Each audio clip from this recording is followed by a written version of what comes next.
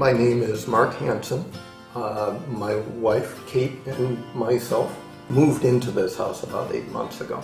We have the geothermal with 14 100-foot deep wells out in our backyard. We have a GCT 024, which is a combo unit. It does radiant in-floor hot water heating along with forced air heating and air conditioning. We're doing 100% of the domestic hot water with a high temperature unit. That was an early decision in the design phase because in addition to the capability of powering it with electricity, we power it at an incredibly high efficiency level. You can't match the efficiency of a geothermal heat pump, and it's quiet. You don't hear air piping through vents at 3 in the morning because air isn't piping through vents. It's heated up. The floor just radiates that heat up. Real quick on that note, very thanks to GeoComfort. This home that's featured up in Minneapolis, of all places, freezing. Just this month, we were excited to announce that these homeowners are living a zero energy life. They have overproduced more energy over the course of last year than they consumed, even with both of their electric cars.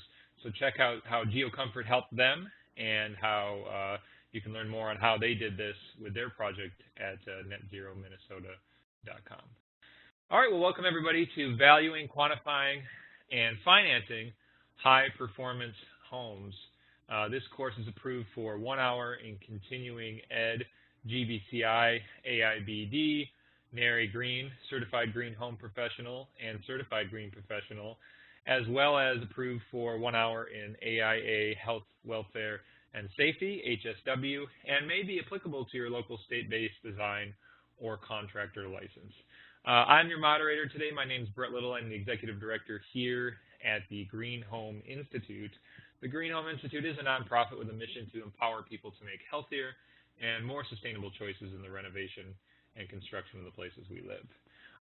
This course, we're real excited because the barriers that still exist to a huge, massive uptake in the market for high-performance homes and zero-energy capable homes is the reality that the lack of correct appraisals and then the lack of lenders understanding proven return on investment and total cost of home ownership.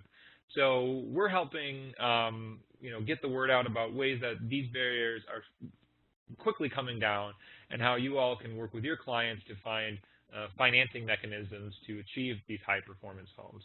So that's really what we're going to be talking about, and that's what we're excited about, and that's why we're excited to have Teresa here. Teresa Lopez has implemented new and existing financial products to meet the evolving demand for mortgage financing in communities around the country for 35 years. Her expertise in working with mortgage, real estate, green building, and science industry affords companies a leading position in the marketplace. Teresa successfully promotes creative solutions, new ideas, consistently finds new mechanisms and alternatives for promoting, educating, and funding residential and commercial building projects. She is a certified national licensed mortgage banker and recognized authority in green mortgage financing arena, resulting in financial benefits for consumers, builders, business owners, corporations, and financial institutions. She has closed well over $1 billion in loan transactions during her career. So with that, I will hand it over to Teresa and take it away. Thank you so much, Brett, for that stellar introduction, and for all of the participants joining us today. I'm very excited about getting the word out, and have been working endlessly for the last 2 decades of my career in trying to find ways to innovate and incentivize these programs. I'm also on the task force with Freddie Mac, Fannie Mae, HUD, and the Appraisal Foundation, and have worked in Washington for at least the last decade doing policy work. I wear 2 hats. So I'm a national mortgage banker, and I finance projects all over the country. We're in 50 states through the Federal Savings Bank.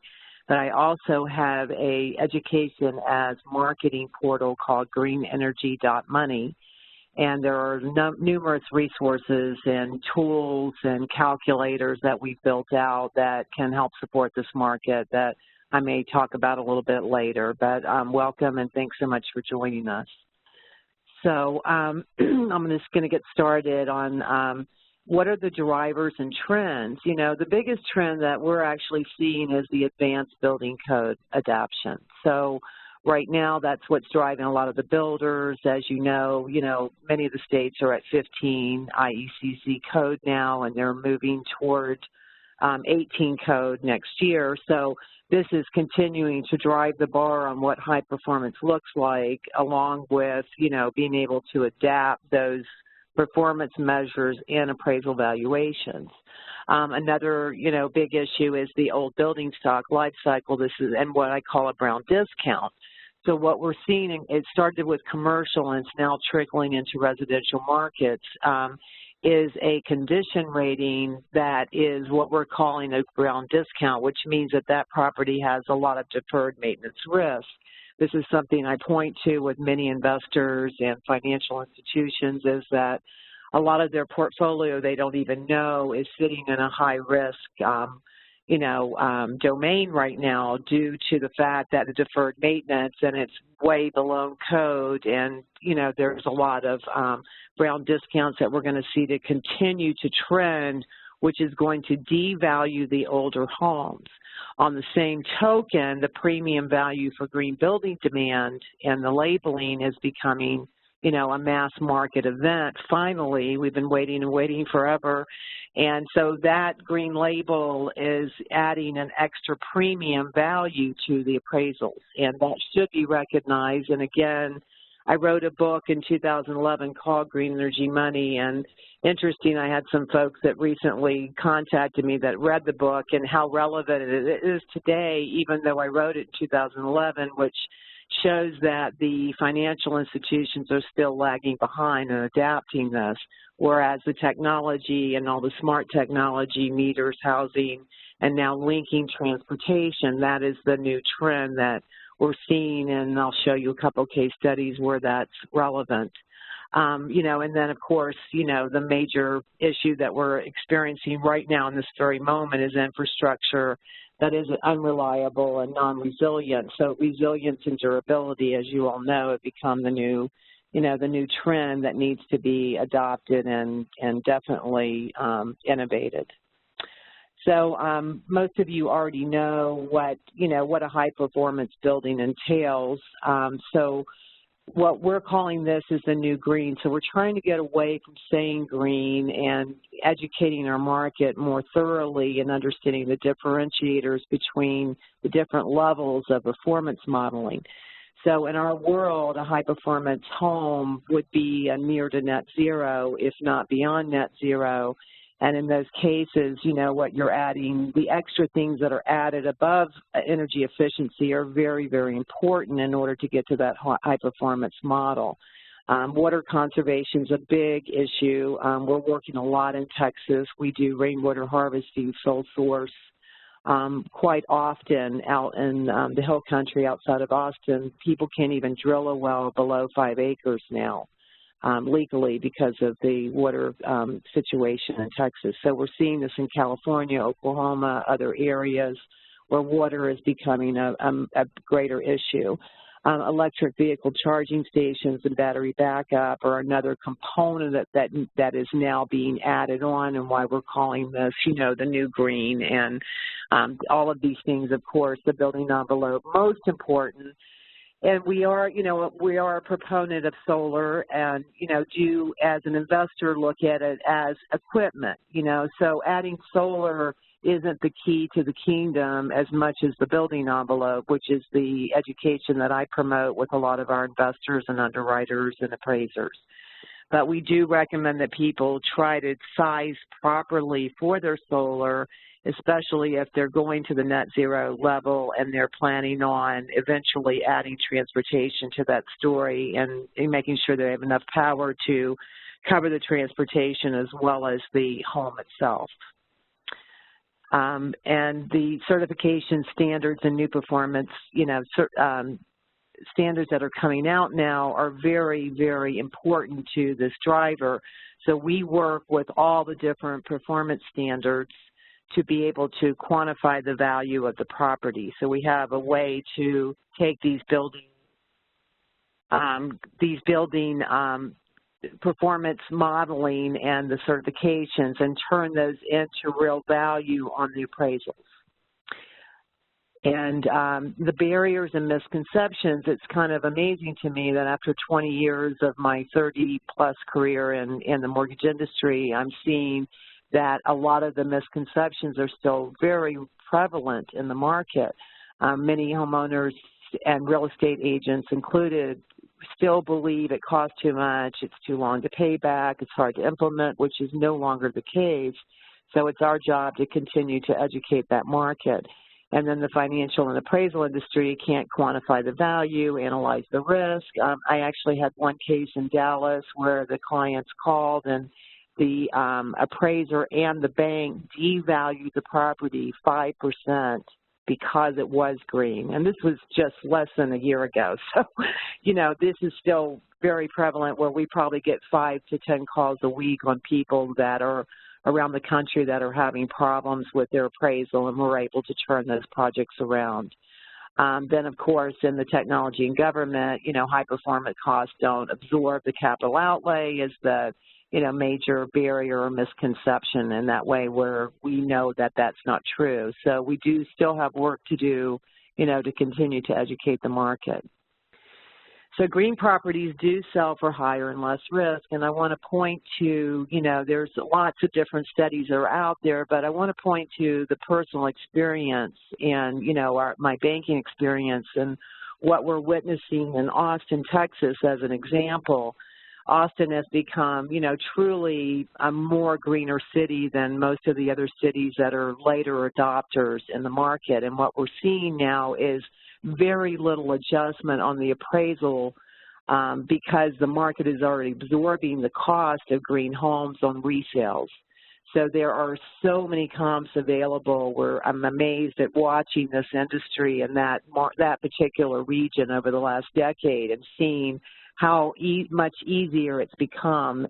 I'm saying this to give other people hope, to show you that, you know, one city that we do know of, Boston, that's the case too in that region. There certainly are other regions too where early adopters are driving the market right now. The other thing I wanted to point to is that a lot of these people that are early adopters are highly educated, well-qualified buyers, and they are, you know, as I say, drinking the green Kool-Aid. But we're seeing premiums going up to an average of about 15% increase on residential properties and up to 35% even on the LEED Platinum homes. So it is happening. It's just some markets haven't, you know, that are later adopters haven't quite gotten to that point yet. One of the issues, you know, speaking to this point, is the green premium versus the brown discount that I pointed to earlier. So as the demand for green comes up and the supply becomes more sufficient, we're seeing that the spread between the appraisal value on non-green homes, especially what the brown discount that we're referring to, is becoming larger and larger. And what we see as a potential is a mortgage write-down in the future of these portfolios that investors are holding that have, you know, a lot of high deferred maintenance risk, as well as, you know, they're just not efficient at all. So you're going to see that spread of the value. I think it's going to trend up from, you know, upwards 15% to more like 20% over the next 5 years. So we call the brown discount a low-quality depreciating asset. So these investors are holding portfolios, and I had a conversation with a group out of Kentucky a few months ago, and they were like, well, we're already doing AAA, you know, appreciating assets. And I said, well, what's your definition? And they said, well, 720 FICO score. So they were looking at the credit, but not the actual collateral. And I'm trying to point to this issue that they don't even realize is happening yet, where they're holding these portfolios and they're going to be depreciative assets. And and it's going to decline regional market values because of that issue. So this is something that, you know, I think we're at the tipping point and it's starting to grow, and thank goodness for all of us pioneers that have been doing this for decades. I know there's a lot of happy campers out there. So the data reporting, where we get into the green appraisal valuations, we use all different types of data to be able to compile this data and send them to the appraisers. We train the appraisers to be able to interpret all of these different, you know, silos of data that come through, including the HES we use for existing homes. HERS is kind of our holy grail for quantifying value on the high performance. What we've also determined is now the high performance, if you're building a little beyond 15 code, you're already at high performance, because 15 code, IECC code, is anywhere, depending on your region, between 68 to 62% is what we're seeing on the building envelope. So it's interesting. I'm living in out in the Boulder, Colorado region now, and I don't see a lot of that push for HERS in the Colorado market. And I keep asking builders, are you into green building? They're like, no, we really aren't green. I said, well, actually you are, because you're building at IECC 15 or a little beyond, 15 code.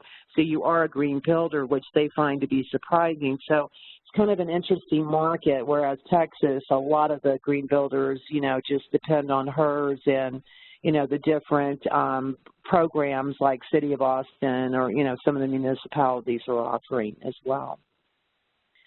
So all of this is compiled and then sent with the appraisal request. Many of you probably aren't aware of this and should be. There is it's called the AIR policy, the Appraisal Independence Requirement. It's a competency ruling that's under our regulation, and it states that the lender can select a separate panel of trained and competent green appraisers that have been certified, and if they determine that they're not skilled or competent, you can actually turn that appraiser away. So I'm letting everyone know that this is something you can use to fight appraisal values, where you can state that that appraiser is not competent and the art or skill of performing that type of transaction, and that you can request someone who is, not saying you will get that person, but that does handle our issue. We have compiled now our own green appraisal panel through a national appraisal management company. So now when we get green projects in certain regions, if we don't have a green appraiser in that area, we go and find that appraiser, or 2 or 3 of them. We train them, and then we add them to our panel. So basically we were able to train them on how to quantify, interpret the data, and to assign a green premium on that appraisal report. And it's working quite well. We have well over, I think, close to 80 appraisers now on the panel in 11 cities and 7 states. So we're working, as we get projects and requests, then we go out and put the team together, and then we're able to continue, to do the appraisals going forward. So in 2011, the Uniform Appraisal Dataset, the UAD, was adopted through Fannie Mae and all of the lending community, and the appraisal community and regulators, all agreed on this particular data set. So when they came out with it, they came out with a C rating. The C rating is the condition of the property. Now that's what I'm pointing to when I call it a brown discount. So, of course, the lower the rating, the higher the performance. So they kind of trended with the same thing that HERS is doing, which is why it works so well for us to adopt the HERS and incorporate it. The quality rating is, again, would be part of the green component as well, because the quality of construction, the type of construction, the type of building, the durability, resilience would become, another way that appraisers can add value to the appraisal. But then they got the energy efficiency line item included in the appraisal grid, but they did not give it a rating. And in fact, they made an ambiguous statement where they said energy efficiency items, if there are none, add none. And I got to tell you that the appraiser's comments are always none are typical for ones that aren't trained. In fact, I just had one in San Antonio, Texas, that the appraiser, that was a solar, they had energy efficiency, you know, and they had upgraded this house, you know, very, very well.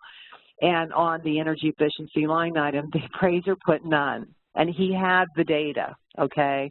So I'm just saying that you have to be able to streamline this process in with the competency ruling and having this appraisal panel in place for this to be successful. At least that's what my experience has been so far. For the last 5 years that we've been doing these green appraisals, I wanted to point out a phenomenon that's pretty great, which is we've had one appraisal condition come back from an underwriter. One condition that never happens historically. And the only reason for that, it had nothing to do with green. They asked for a field review because of a different issue. But what I'm stating is what we're seeing now is because of the competency of these appraisers, more and more underwriters are having less issues with appraisals and, you know, coming back with conditions and wanting more data because it's so data, you know, filled, you know, and populated. So what we did is we took it to the next level. So we worked with the building science community, including ResNet, and we worked with DOE, we worked with the Appraisal Foundation and appraisers, and we came up with a way to put the E rating in place to match the appraisal UAD. So we came up with an E1 plus, which is, it can be an E1 or plus. So an E1 would be net zero, but an E1 plus would be including energy production. So it would be for homes that were, you know, minus HERS. So there's different kinds of ratings. And then we took that rating to the next level. So this slide is really the holy grail that appraisers use that has simplified the process tremendously. As an example, I started with a 7-hour course about 5 or 6 years ago, and now I've streamlined it down to an hour, and we're able to translate this education to appraisers within an hour, and it's working very successfully. They're a lot happier. We're getting more appraisers to engage now because the training isn't as intensive.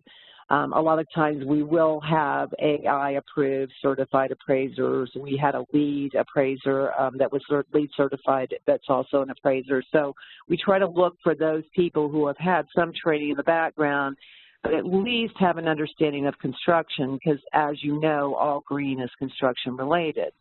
So we took the E rating, matched it up to the HERS rating, and then we went one more step and did the IEC and International Energy Conservation Code, as well as other building certifications that are out in the industry. I know we don't have them all here, but the main ones, the ones that are really driving the market, are listed here.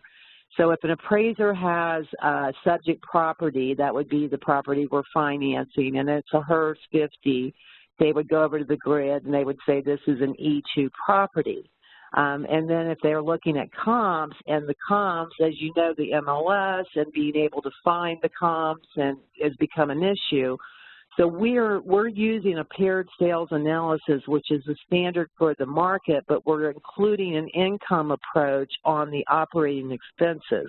So that's kind of a hybrid approach to be able to add that premium value onto the appraisal. So if I've got a comp that was built in 2006, as an example, I'm going to say that was a HERS 100. Now I can call that comp an E4, and I can compare it to my E2. And now I don't need an apples-to-apples approach, which is a misconception in the appraisal market. Predominantly, they believe they have to find a house that's exactly like the GreenHome you're financing, and that is not true. This is strictly the differential of the operating expenses, present value, future value formulas that are being able to add the premiums on the appraisal grid itself. So, you know, we're able to now come down and, you know, and make comparisons appropriately and very simply.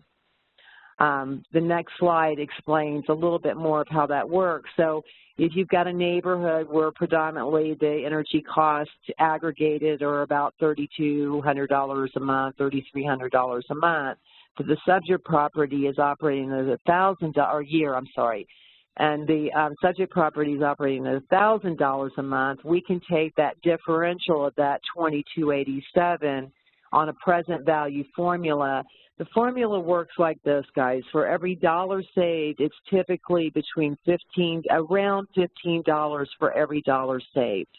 We're seeing it trend up to as high as $18 for some of the more high-performance models that are coming on the market.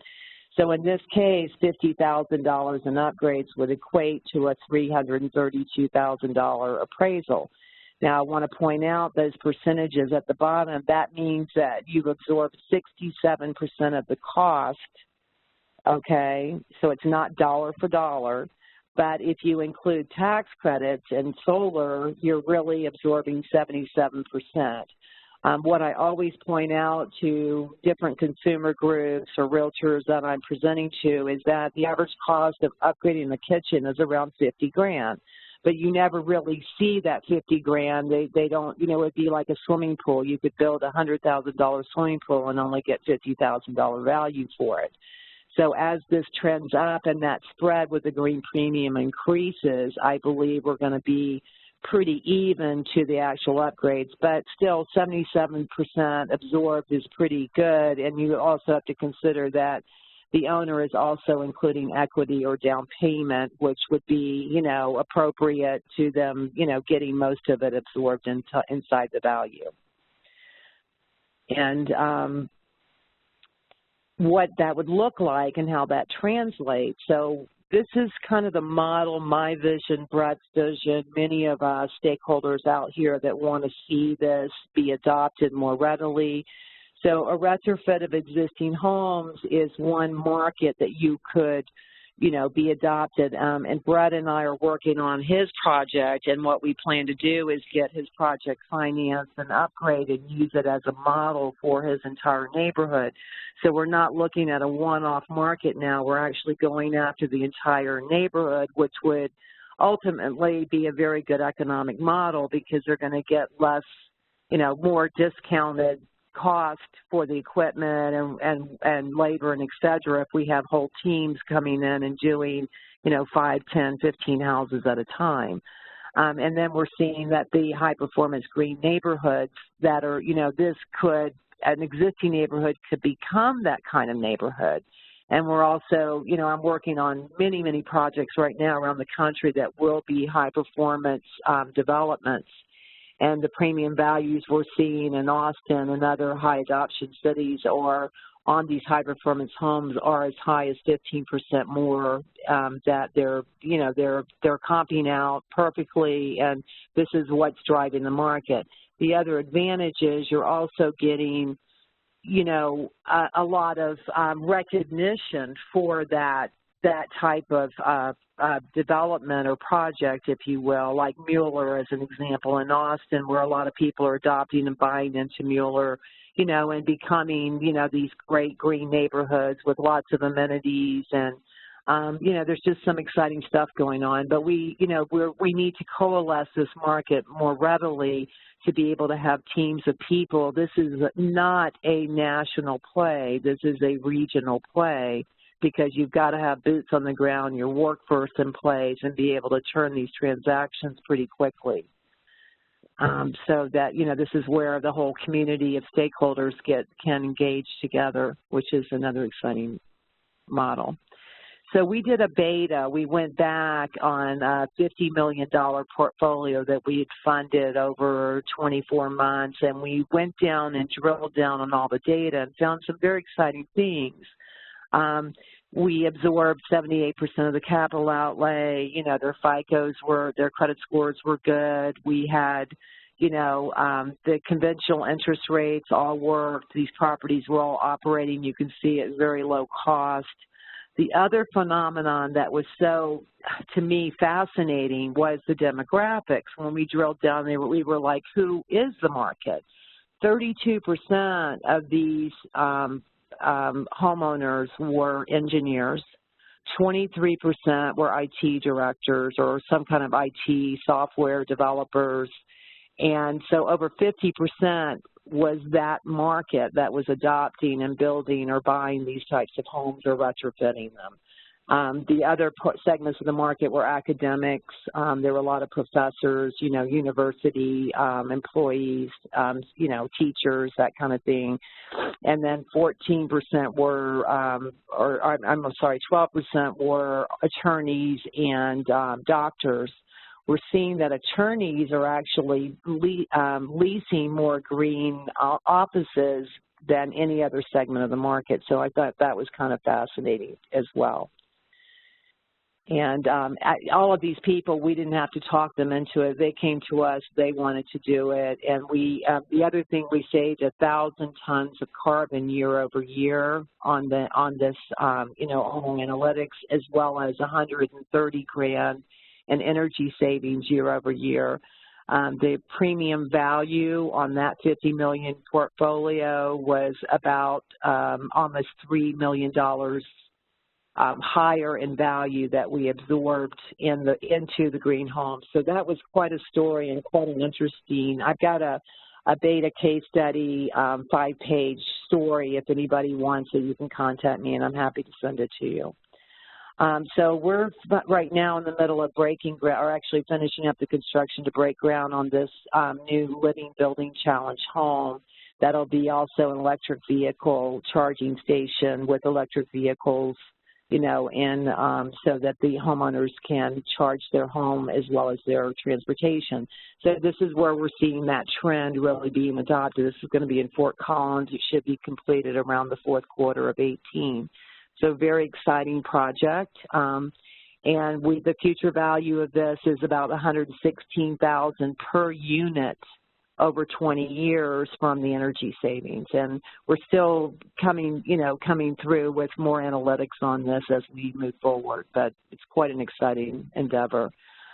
This is another subdivision that we funded in Austin. I also have a video on my website, on the greenenergy.money website, that has the data that we flew drones over this entire neighborhood. Their amenities were amazing: community gardens, rainwater, solar, swimming pool. They had 6 kW systems, and they all had rainwater harvesting systems attached to them. So this was, and it was a very affordable subdivision. In fact, we're funding 3 more spec homes right now, and we'll be finished up with the project hopefully by the end of next year. And then this one was voted Fine Homes Magazine 2000 Smart Home of the Year, and this was another interesting story. This client came to us, and their appraisal came in $100,000 low, and they also had rainwater sole source. That means there was no well, no other hookup to city water, only rainwater. And that's, we've cracked that code with Fannie Mae and other conduit investors that we work with to be able to allow these now. And it was quite exciting. So we turned this around, did the green appraisal, and came in at $120,000 higher than the conventional appraiser. So that one was able to be funded. Great, by the grace of God, go we. And then I wanted to point to some of the green programs that are available in the market today. To me, I've worked with HUD and Fannie and Freddie, as far as the agency financing, actually government entities now. And I have to say that FHA is by far my favorite, and HUD, we have had a lot of great advancements in our initiatives. The multifamily, certainly a great product. Also, FHA and HUD partnered with Freddie Mac and Fannie Mae, so there is an initiative for affordable multifamily where they'll offer a lower rate, as much of 1/8%. The other thing is FHA, I worked with 5 years for them to adopt or re-adopt a statute that was written in the early 80s with the Carter administration. So it allowed for homeowners on FHA to finance their solar above the statutory FHA loan limit. So if the loan limit in, let's say, St. Louis is $300 for FHA, we would be allowed to add solar up to $60,000, 20% over that amount. Now, you can see how old that statute was, because back then it did cost 50 or 60 grand for solar. So now we don't need that. The other thing that FHA did, which was brilliant, was they decided not to make appraisers have to add that value. So we can finance 3.5% down on the FHA construction or their rehab or whatever, and then add 100% cost to the solar just by including the solar contract. So this is now available for affordable homes. We're doing several projects in Colorado and Texas right now that are going to be affordable, where we're going to be using this FHA construction and permanent takeout loan, because it's phenomenal. And by the way, in parts of Colorado, the FHA loan limit is $493, which is higher than Fannie Mae's, which is kind of a phenomenon that we don't understand, but it's great that we can, you know, finance higher and people can get in for less money. And then the Freddie Mac is a new product that we're just now rolling out, which is the one-time close, which is one loan, basically your construction in your permanent in one loan. You can lock in your rate, float down to a lower rate. It's a new construction ground up. We can also use it for really deep retrofits if you're especially tear downs or tearing down the foundation. But what's exciting too is that we can do up to 95% financing now on these projects. And on second homes, 85%, and investment, 80%. So that means investors, if any of you guys are building for investors, they would be able to finance up to 80% of that, you know, under the conforming loan limit. Now, the conforming loan limit in most states is 424, but in a lot of high-cost areas, it's in Washington, as an example, it's 593. So it depends on what region and area you're working in. But again, I think this is a great product, especially for builders and contractors that need off-balance sheet financing. So you become the builder, your owner buys the land, they carry the construction, and you don't have to add that debt to your balance sheet or qualify it or carry that debt. So I think it's a great model that we're able to utilize, where we come in and do the land acquisition and infrastructure costs, and then we do the off-balance sheet financing as they sell the lots. Then we finance the owners, and then the builders aren't encumbered by that extra debt or, you know, risk as well. And you've got up to 12 months to build it, so I think that's a fantastic product. The HomeStyle renovation loan is another really good product that we believe is going to be one of the ones that we can use to retrofit quite a number of neighborhoods. You can also use it as a purchase. So you can purchase a property, add your construction costs on it, and the renovations are all included in one loan. So it's like a mini construction loan, or if you're refinancing, we can take out the existing lien and give you the construction money on top of it. As you can see, the loan to values on those are quite I'd say innovative, especially on the investment properties, that we can actually go to 85% as a great resource. Also on the HomeStyle loan, you can do almost any kind of improvement, except if you're changing the square footage or floor plan, you will need a feasibility study. There's no minimum improvement, and we will allow up to 50% of the as-completed value. So that means once it's finished and we have the appraisal done subject to completion, that would be the value that we would be able to use, which is another really good selling point. So our strategic stakeholders, Stanny, I mean, I couldn't list them all on one page, honestly. There's so many. We work with, you know, everyone from Chase to Redwood to, you know, different types of conduit, private investor, insurance companies, plus private portfolio investment through the Federal Savings Bank. So we have a lot of capital. I also want to state that the guidelines are improving.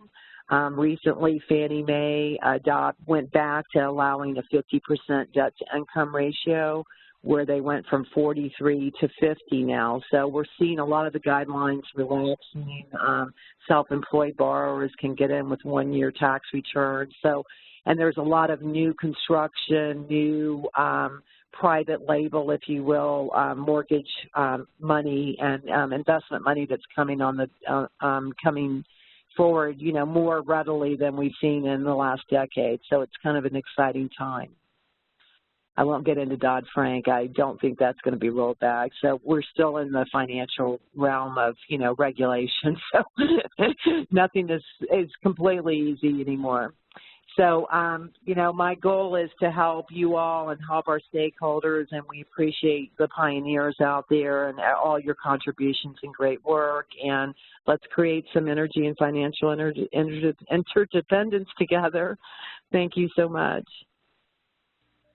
Hey, great. Thanks, Teresa. I do see some questions rolling in already, and we definitely got plenty of time here for questions, so please start asking those. And before we get to those questions, as you're putting them in, I just wanted to say a real quick thanks to all of our sponsors who allow us to do what we do: Sun Intuitive Self-Tinting Glass, Build Equinox Smart VOC Detecting Ventilation System, GeoComfort Geothermal, Niagara Conservation Lowest Flowing Toilet on the Planet that works, Panasonic Ventilation for all your ventilation needs, and Certainteed Formaldehyde Eating Air Renew. Couldn't do it without them, couldn't do it without our board of members, volunteers, sponsors, and all of you. For those of you listening live, you'll see a email sent to you. Check your spam if you don't see it with your certificate. Take the survey at the end and report to GBCI. For those of you watching on demand, make sure to complete that 10-question quiz with an 80% passing rate. Okay, so with that, Teresa, I don't know if you can see some of those questions, but one of them was, in the, I believe, San Francisco Bay Area, there has not been a Brown discount for the last 30 years, overpriced. Isn't the Brown discount part of the reason the realtors are against the time of sale HERS ratings, afraid of reduced values, harder to sell, lower commissions? I would say it's true for the ones that truly understand what that translates to. We saw that in Austin quite a lot. They had a requirement for the realtors to be able to, they had to have a rating through Austin Energy at the end of, you know, before the sale. So I see there is some pushback there, but I think for the most part, the real reason they're not adopting is there just isn't enough inventory. We've been doing training for realtors for over 5 years, and in that timeline, I got no realtors ever calling until recently. The last year, I've had numerous calls from realtors who took the Green Training course as long as 5-6 years ago that are now getting listings and needing guidance and support. So I don't believe, and a Brown discount, just so you understand, means that deferred maintenance. And if you look at the appraisal, you will see it on the UAD on any appraisals that have been done since 2011, where it will have a C rating. If we have a C rating of a C4 or higher, we cannot fund that project. It's considered too far gone, too much deferred maintenance risk. So that condition rating is a Brown discount. That is happening in every area in the USA. Does that answer your question? I think we'll wait for them to respond. In the meantime, they did have another question on what happened to the energy efficiency mortgages. Is this the new energy efficiency mortgage?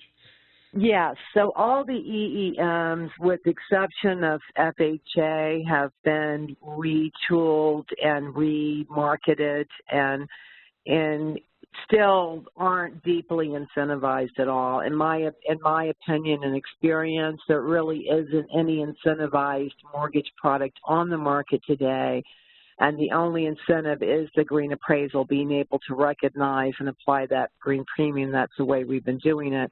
Now, we are working on a private label GEM green energy mortgage loan, and but in order to get there, we have to be able to fund $100 million in volume every 90 days, which equates to about 150 homes. So we do have investors that want to invest in this private label, truly incentivized mortgage. There is a video on my Green Energy Money website on the concept of it and how it works, and anybody can go online and look at that.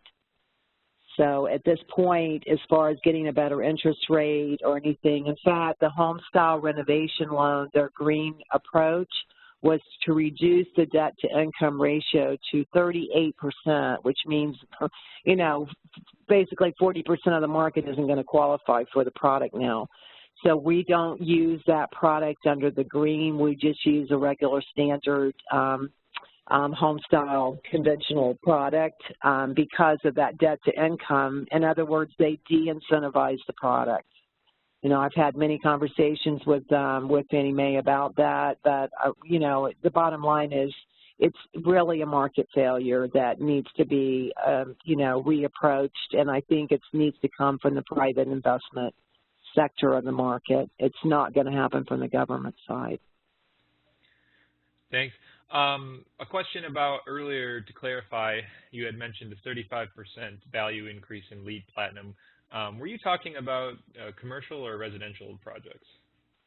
Well, commercial, on the commercial side. That data came from CoStar and some other, market research companies. So this is what they're seeing in the trend of, the value translating higher on commercial, whereas residential is now starting to catch up.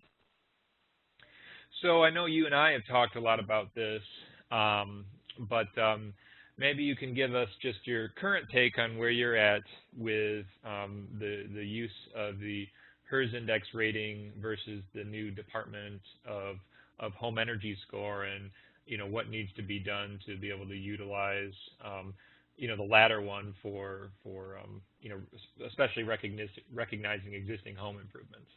Mm-hmm.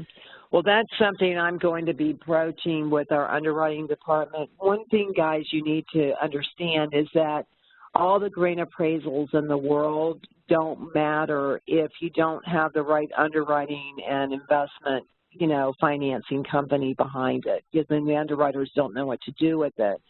So I'm going to have, Brett and I are working on being able to adopt the HES for existing homes and moving that and comparing it with the HERS and with the building codes the same way as I did on what I call that Holy Grail slide.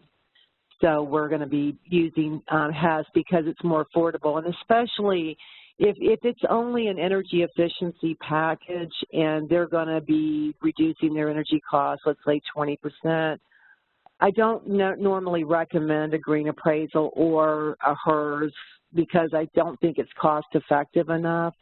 So when we get to HERS 60 and below, that's when the value, because the appraisal costs $150 to $200 more, and then the HERS rating, you have that cost on top. So in order for it to really work, the higher the performance, the better the, the delta that you get on the appraisal, and that cost then becomes negligible. So the HES is something that I, Brett actually just is re-educating me, because the last time I looked at this, it didn't quantify and give us the actual, energy cost reduction that we needed. However, I still think HERS, as far as ground up or the deeper, more high performance homes, is definitely the leader as far as the economic data that we need to be able to extrapolate to add the green premium. So it's understand that you can make a request that any standard lender use a green appraisal. If so, what specifically do we have to do to make that happen? Well, you have to well, the first thing is when the appraisal gets assigned and the appraiser contacts, typically if it's a builder, contractor, or owner, it's going to be those three people, or it could be the realtor if it's a sale. They need to understand the competency ruling and if they talk to that appraiser, ask questions, ask tough questions. Are you certified to do this? How many green homes have you done? What's your approach to being able to add value? If they stumble and they can't answer those questions, then you have the right to call the lender and say, we want a different appraiser that's competent and educated in doing green homes. and it's their job to find them for you. And these appraisal management companies that we're kind of forced to use now for compliance purposes, many of them are just not competent themselves. So you have someone pushing paper, not even understanding what they're looking at, you know, talking to someone else who doesn't understand what they're looking at. So this is one of the reasons it's been such a market failure. But people don't realize that they don't have to take it, and they don't have to, because once you pay for it, you can't get your money back, okay? I mean, it's almost impossible. Now, I want to say that we just did an appraisal appeal for the first time ever, and it was regarding the site adjustment, that the owner didn't feel like he was given enough value to the site value because he paid a premium value when he purchased the lot. And we did an appeal, a formal appeal, very nicely, you know, not combatively. And that appraiser did turn that around and change the value and gave it another $45,000 in value. So that is possible that you can appeal it. I can tell you that that's the first time in my career that I've ever seen an appeal work. Typically, you're going to get pushback from the lender and the appraiser. They're going to say, no, you know, this is what we're using. I had one case where they did a green appraisal and they didn't like it because they thought the value was too high, and then they did a conventional appraisal and decided to use the lower of the two. And that was just unfair, and basically you're dealing with an uneducated market that just doesn't understand this, that looks at it as risky, as different, as, you know, doesn't fit in their box. And this is why the education is so critical, and why I work endlessly to try to educate these different investors. Because I'm a national banker, I have access to many, many investor groups, and I'm able to educate them and really change their minds and hearts in lots of cases. Sometimes not, you know, you can't win them all. So, and I'll add my own anecdotal. You know, in 2011, at the height of the economic downturn, I purchased a house in West Michigan, and we were planning a Green Star Bronze renovation and getting the house down from a HERS index of 120 to about 60, I think it came in at with our plans.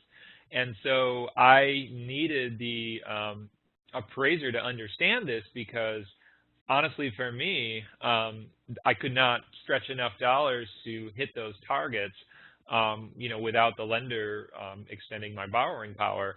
And so I cycled through about 4 or 5 different appraisers, and finally found one that, you know, would look at the green appraisal addendum and look at my plans, and even just, you know, all of them all just kind of said, no, what you're saying makes no sense. I'm not going to bother with it. So I finally found one who would even just consider it. And we were able to eke out, you know, 2% more value than we would have otherwise, which was just enough, along with some other financial mechanisms at the time, to you know, accomplish both the energy reduction and the health and water conservation improvements we made. So just a little bit of anecdote there. Obviously, that wouldn't fly now in our market, because it's the you know, the markets here in West Michigan, it's on fire, and you can't keep a house on there. But, you know, as things start to slow down, I think it makes more sense. So kind of going on with that, there was a follow-up question. In evaluating the standard appraiser for the air policy competency ruler, what certifications do we want to see for this appraiser? I mean, I think, honestly, if they've at least done the Appraisal Institute's green course, you know, of course, there is a lot of overlap where I am finding appraisers that are either HERS certified or LEED certified, which is kind of amazing. So we're able to vet those. I use my appraisal management company partner to find them. So they already have lists. They're already in all these cities and states, and they go through and vet them for me. We also have a system that after the training, when they receive their first orders, the appraisal management and myself vets the appraisal before it goes to the underwriter. So we make sure that it's buttoned down, that everything's correct before. So usually the first 3 and sometimes 5 appraisals, we vet them prior to them going to underwriting, just to make sure they've got it down. And now there are some mistakes sometimes, but I got to tell you, for the most part, hardly ever see things that need to be tweaked or changed, they're really pretty good at it to begin with. And we've made it so simple for them too. The whole point is the data, guys. You know, I know Brett wanted me to talk about the AI addendum as well. So the Appraisal Institute addendum, in the cases like when I was talking about, like they're not as high performance, we really don't want the people to spend that kind of money when they're not going to get the bang for the buck that they would, you know, would get otherwise. We will use the AI addendum. In some cases, I use AI addendum with hers. Getting the builders to fill out the AI addendum is an issue. The other issue that our underwriters and compliance team seems to have with the AI addendum is the fact that anyone can fill it out, and we don't know where that data is really coming from. So the preference is always a hers or a has, having a third-party rater involved in that transaction and quantifying, you know, that data that we need. It's really, you know, when you look at actuaries and what happens in mortgage pools, it is pretty critical that we do this the right way, we do it succinctly, and we standardize this to continue and improve it, to not destroy the integrity of it, which is why not every appraiser is going to be able to take this PowerPoint and know what to do with it. You know, they actually need, you know, online training, and that, actually like riding the bike, they need to do a project to really understand it. And I want to add they need to make sure, and also one more quick thing, they need to be ensured that they're not going to get pushback or blacklisted by the investor for doing it. A lot of them are really afraid of that, so I always have to, you know, give my assurance that this is, you know, buttoned down within our institutions, as you know, and that we've never had pushback and that they're protected, because that is a concern.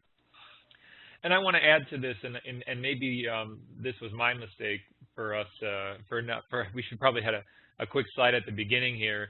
But for those of you who don't know, the Appraisal Institute has a green appraisal addendum that is both for commercial and residential. There's two different ones, and they actually have a credential for both commercial and then one for residential. And they have a list that you can go online and find this list of who these folks are who went through this training and who use this addendum. And from at least my personal experience in the industry, even appraisers who don't have that credential can use that addendum, but usually they have two reasons they don't want to use it. Number one is they're like, you know, I'm not trained, so I don't understand it. And number two, I don't want to get into any legal trouble. So anyway, I don't know if you want to quick add anything to that, Teresa, but that's just for those of you who don't know what it is. Well, the other issue with the AI addendum is it doesn't actually quantify what the energy savings are. So really, it's just a data set. You know, it doesn't go deeper to be able to give us that delta number that we need to be able to add that premium on the value. So in my world, our underwriters and our appraisers certainly appreciate the forum and including and being inclusive of the forum, but a lot of them ignore it, you know, to be honest with you. I did meet a group of appraisers in Denver last weekend who said that they have two lenders that will request the AI addendum, and that was the first I'd heard that anyone was even requesting it, because most of the underwriters don't even understand, you know, what it's all about to begin with. So, but again, you know, that isn't the kind of data that we would be able to use for the quantification purposes. How about on that note, what about quantifying, you know, direct water conservation and the fact of the growing cost of water utilities? Are you all able to do that? Well, we are seeing some premium value for water conservation in Austin, but really not in fact, I had, as an example, in Austin, an appraiser, because they know the rules, like in Hayes County, they can't drill a well, they'll give it more value because now the land itself has become, you know, able to be usable, you know, and marketable because of the water. So we're seeing some premiums on that. But when you're comparing a well to to a rainwater system, they're still not paying for the water, so it's kind of hard to do that. But we are seeing a delta on the appraisal value for these homes that have rainwater, in Austin. Now, as an example, in Washington State, we just funded one that the property had a well that was inoperable due to arsenic, very high arsenic levels that was not, they couldn't mitigate it. So they had to do rainwater. And in that case, the appraiser actually devalued the property. So this was another one that I appealed kind of on the side, where I went back to the developer and said, look, can you do a shared well agreement for the property next door so we can show they have access to other water? They did the shared well agreement. We executed it, recorded it, gave it to the appraiser, and he turned around and gave it another, I think it was $45,000 in value. But in our world, that really didn't add the value. What added the value was the fact that this person had this kind of technology and conservation on water available and should have been given that premium in the first place. But again, we're fighting one battle at a time as we go forward. So it's all in the eye of the beholder as well, I guess is what I'm trying to say. All right.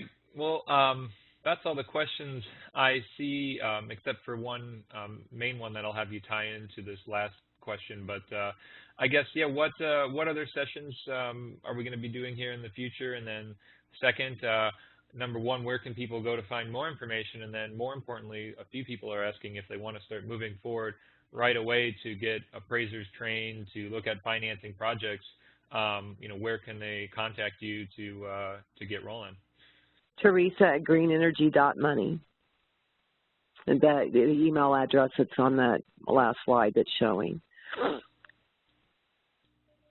Perfect. Well, and we do welcome other appraisers. Also, I want to point out that we do typically about 2 webinars a month on green appraisals where we're training appraisers.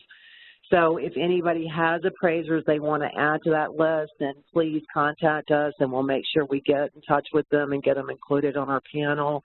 And, also, for any kind of financing or structuring or, questions like that, I see all kinds of things from all walks of life, so I've got a pretty good understanding of different market conditions and barriers that can be mitigated. All right. Well, Teresa Lopez, thank you for your time. Thanks to the Federal Savings Bank for having you out, and we hope everybody has a great week. Take care. All right. Thank you, everyone. Good luck. Take care.